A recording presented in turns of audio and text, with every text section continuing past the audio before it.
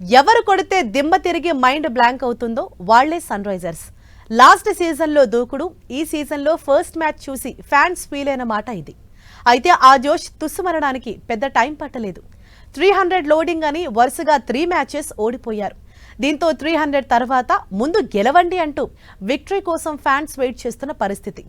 గుజరాత్తో key fight కి ready అవుతున్న sun Risers ఈ మ్యాచ్లో అయినా రైజ్ అవుతుందా?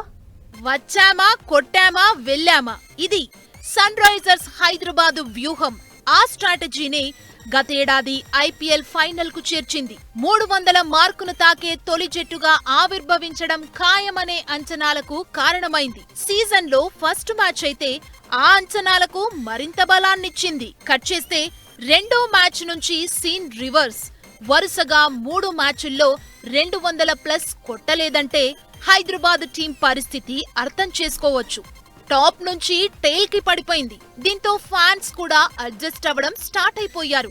300 కొట్టకపోయినా పర్లేదు, గెలవండయ్యా ప్లీజ్ అంటూ పోస్టులు పెడుతున్నారు.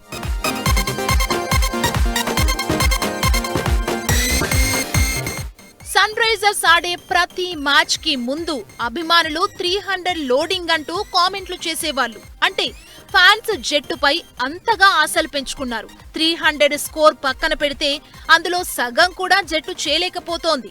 కోల్కతా చేతిలో ఓటమి తర్వాత హైదరాబాద్ జట్టును సోషల్ మీడియాలో ఓ ఆట ఆడేసుకుంటున్నారు.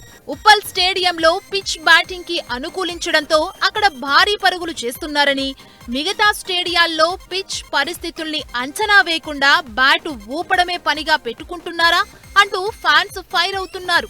ఓవరాల్ గా సోషల్ మీడియాలో సన్ రైజర్స్ హైదరాబాద్ ఓ జోక్ గా మారిపోయింది.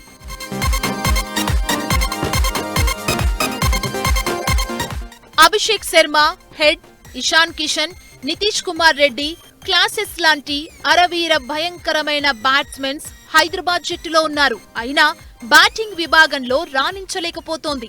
బౌలింగ్ విభాగం గురించి ఎంత తక్కువ చెప్పుకుంటే అంత మంచిది.